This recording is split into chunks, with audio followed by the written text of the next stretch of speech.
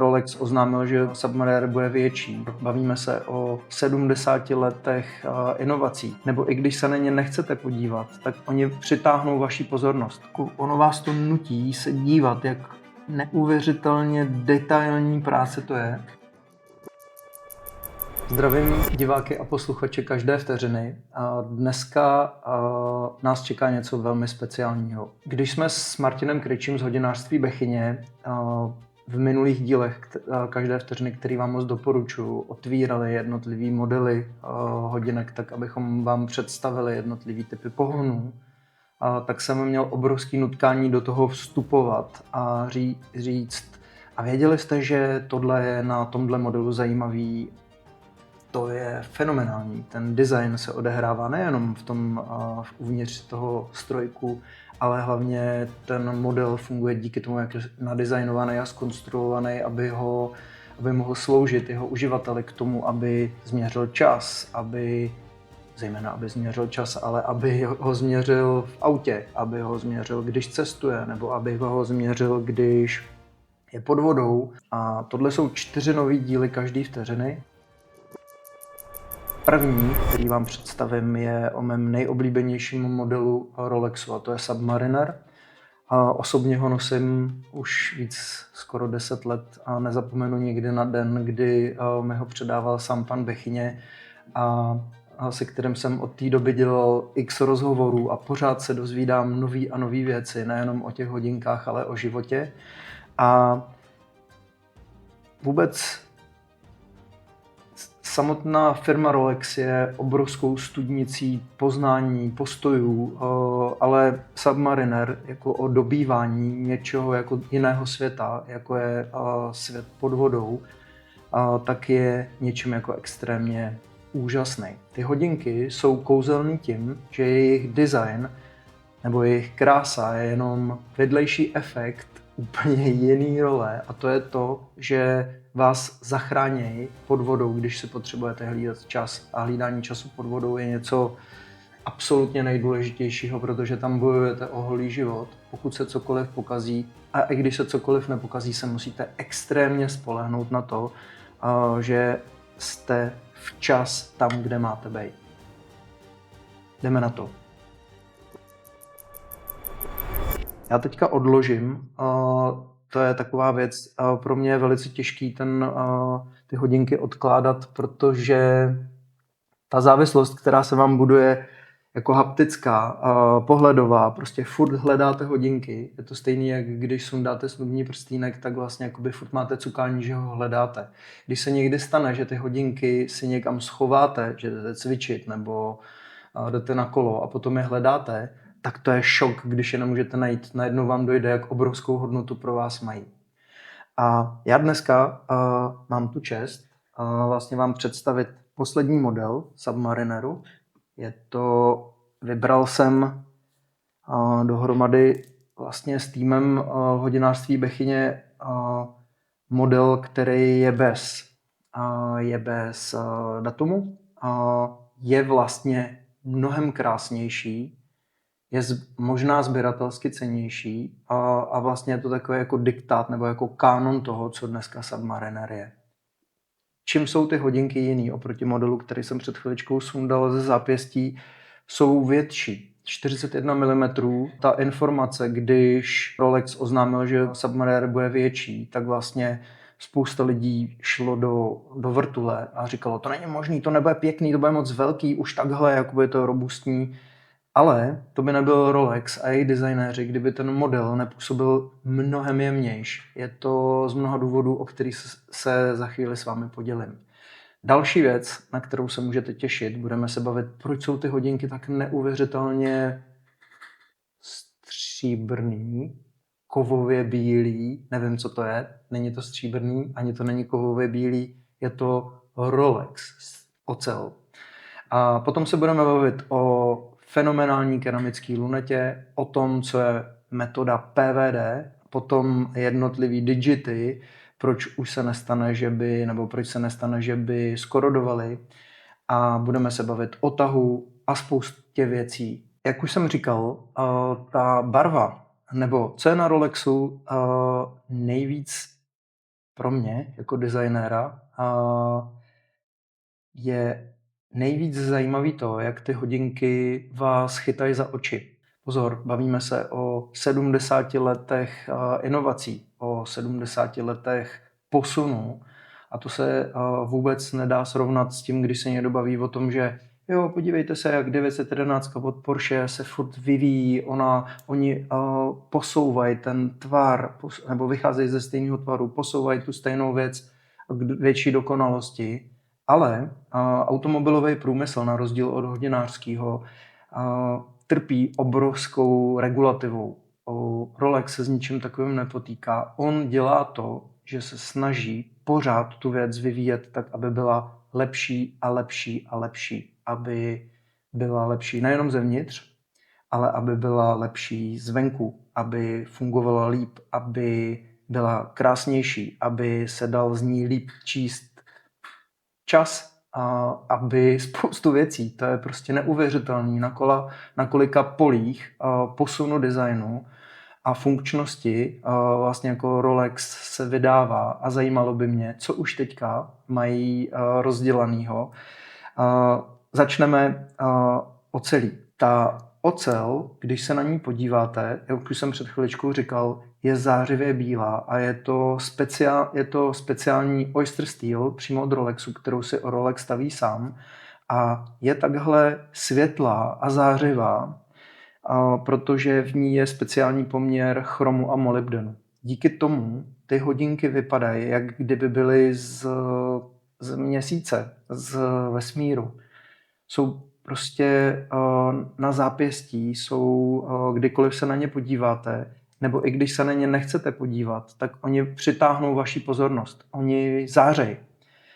A to, jakým způsobem jsou ty jednotlivé plochy leštěný, kdy vlastně jakoby vytvářejí zrcadlový efekt. Některé části jsou broušený a oni vytvářejí takový zvláštní zrcátkový momenty, stejně tak, jak je vlastně jako řezaná luneta, nebo jak se leskne keramická luneta. To je něco, co jako nechápete. Až později se podíváme na to, jak se v nich láme světlo, když se ty hodinky pomalu otáčejí, tak to je tolik podnětů a tolik paprsků, který je nasměrováno do vašeho oka, že to je jako neuvěřitelný. Žádný jiný hodinky na světě nejsou tak dokonalý. Rolex u tohohle nového modelu vlastně to safírový sklíčko potáhnul antireflexní vrstvou jenom jeho spodní část. To, co se díky tomu děje, je to, že ty hodinky hážou, jak už jsem říkal před chvílí, kdy oni se snaží pořád říkat, hej, jsme tady, nebo kdybys nás potřeboval, tak se na nás můžeš podívat. Tak oni to sklo háže prasátko, ale vevnitř, když se na něj podíváte, tak ten černý ciferník vlastně jako díky tomu, že tam je ta vnitřní antireflexní úprava, tak vlastně dělá pocit neuvěřitelné hloubky. Chápete? Potapěčské hodinky, které jsou určené nezajímají nás teďka parametry, jak jsou ty hodinky vodotěsný, ale jsou určený do hloubky, tak vlastně pohled na jejich ciferník vám dělá ten pocit, že se vám že to vede někam hloubš dál. Další věc, která mě fascinuje na těch hodinkách, je luneta. To, že si s ní občas jenom tak pocvakáváte a hrajete, to je normálně mistrovský dílo samo o sobě. Samotná keramika je mnohem tvrdší než kov samotný, takže se vám na rozdíl od těch starých modelů, který mají samozřejmě svoje kouzlo, protože mají patinu a tak dál, ale tahle nová luneta, prostě keramika je tak neuvěřitelně zářivá, ačkoliv je černá. A je fascinující to, jakým způsobem jsou udělaný ta jednotlivá čísla na té lunetě samotné. Je to princip, který se jmenuje PVD a pokusím se vám popsat svýma slovama, jak to funguje. Představte si, že oni vezmou tu lunetu na kterou je nanešená ta keramická vrstva, která je vypálená a ty čísla vlastně se na tu lunetu aplikujou tak, že se z toho pracovního prostoru vysaje veškerý vzduch, potom pod obrovskou teplotou se vlastně rozstaví nebo rozpustí platina. Ta jde až na molekuly a vlastně tím, že se ta luneta dostane do toho pracovního prostoru a je o několik stupňů chladnější, tak ta platina na té lunetce vlastně jako skondenzuje a tak se propojí vlastně ta část, kde ta luneta má vybraný ten prostor na to číslo, tak se platina spojí na molekulární bázi s tím samotným kovem. Ta platina potáhne i tu samotnou lunetu, to se ale jako na takový diamantový leštičce vlastně jako obrousí a ta platina zůstává jenom na těch jako číslech a na těch ukazatelech těch pozic. Což je něco, co je absolutně fenomenální, protože to nikdy neskoroduje. Stejně jako když se podíváte dovnitř na jednotlivé polohy vlastně jako digitů, ať už jsou to ty kruhy, trouhelník prostě, nebo ty bagetky, tak oni nikdy neskorodují, protože i když to jsou ocelové hodinky, tak jsou dělaný ze zlata. To znamená, že se můžete spolehnout na to, že budou pořád takhle nádherně zářivý. Když už jsme na ciferníku, tak mě osobně fascinuje i to, jakým způsobem funguje grafický design vlastně jako jednotlivých písmenek nebo liter, protože tam je, jak jistě dobře víte, spousta nápisů. Tam je vlastně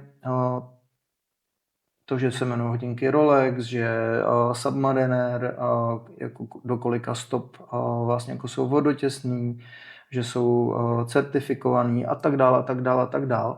Ale ta fenomenální věc je i to, že to písmo, aby bylo perfektně čitelný, má svůj absolutně správný kerning. To znamená, že ty písmenka jsou vyskládaný tak daleko od sebe, aby se co možná nejlíp četly. Jdeme dál. Teďka vám chci ukázat něco, co je hodinařina sama o sobě, a to je Glide Lock. Ten tah Rolex dokázal dotáhnout do absolutní dokonalosti a spousta lidí vlastně jakoby vůbec netuší. Tady ze spoda jsou takový zuby a každý mi umožňuje posunout ten tah nebo ho rozšířit o 2 mm. Je jich tam 10, takže vy můžete, ať už kvůli neoprénu nebo jenom kvůli tomu, že je horko, si přitáhnout nebo povolit vlastně ten tah, aby vám na zápěstí mnohem líp seděl. Což potom v některých pozicích, když píšete, když řídíte, když nevím co, tak vlastně jakoby vám pomůže, aby ty hodinky byly ještě víc pohodlný, protože ono se to nezdá, ta věc je těžká, je hranatá a na první pohled by se mohlo zdát, že musí být bolestivá na zápěstí, ale není. Na pozici 6, přímo v safíru, je laserem vypálená miniaturní korunka tvořená bublinkami uvnitř skla. Za další zajímavost, když se, jako ono vás to nutí se dívat, jak neuvěřitelně detailní práce to je, i když se díváte na ručky.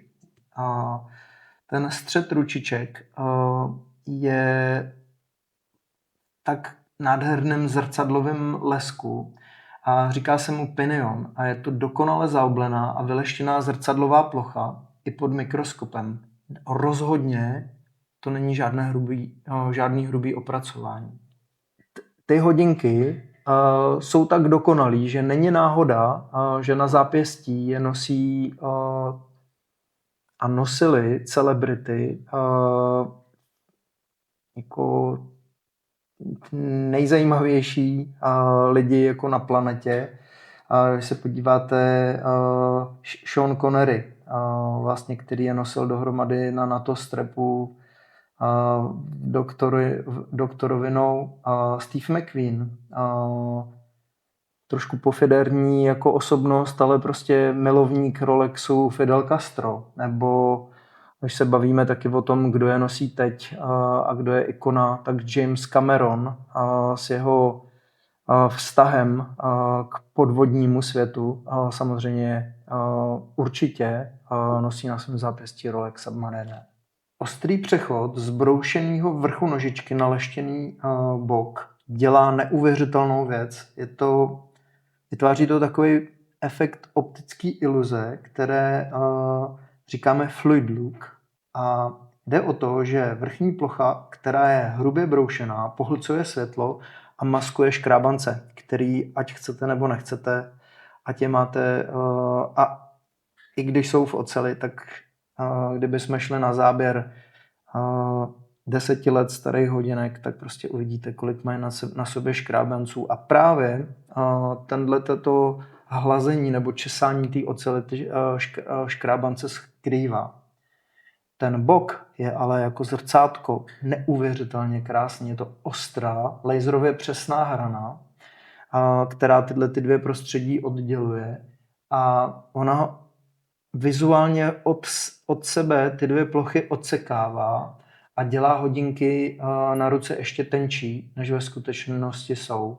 Další extrémně zajímavá věc je, jak se změnilo pouzdro, nebo vůbec změnil ten model ze 40 na 41 mm, tak se musel rozšířit náramek. Tam bylo potřeba změnit takzvaný taper, neboli úhel zúžení. Poměr mezi šířkou pouzdra a náramku je teď blíž k dokonalému zlatému řezu. Hodinky jsou sice, řekněme, matematicky větší, ale na ruce působí štíhleji a vyváženěji než ten jejich předchůdce. Zase Rolex, nechápu. Když otáčíte lunetou, tak ten zvuk charakteristický pro Rolex a pro Submariner takovej je neuvěřitelně krásně kovovej. Slyšíte to? To není náhoda. Ta luneta klouže na 3 odpružených kuličkových ložiscích, ale ten dokonalý chod a zvuk bankovního trezoru to dělá 4. součástka, to je mechanická ocelová západka. Protože zvukový design je stejně důležitý jako ten vizuální nebo ten haptický. Korunka to je šperk sám o sobě. Ty 3 tečky, nebo ta korunka, triplok, to je absolutní centrum velení celých těch hodinek. To je prostě to je něco tak fantastického. To je systém 5 těsnění. Je to taková malá ponorka. Díky této malé věci jsou ty hodinky takovou jako malou ponorkou na zápěstí. A miluju úplně to, že i když ji zapomenete zašroubovat, tak ona to pořád těsní. Systém 5 těsnění Rolex Submariner, nebe. Jsem přesvědčený o tom, že Submariner je nejenom pro mě, ale i pro spoustu jejich současných a budoucích majitelů model, který je one and only, když se budete muset rozhodnout a bude konec světa a vy se do krytu nebo na pustý ostrov budete muset vzít jedny jediný hodinky, tak si určitě vezmete tyhlety a vůbec vás nesklamou. Pořád vám budou dělat radost, i když to bude všechno úplně v háji. Možná po tom všem, co jsme si o Submarineru řekli, už chápete, proč právě tyhle hodinky by spoustu z nás volilo jako jeden konkrétní model, který by si museli vybrat ze všech, kdyby museli říct, hej, beru jenom 1 hodinky, které to budou, tak jsou to tyhle. Submariner, Rolex, nebe. Dík. Naschledanou.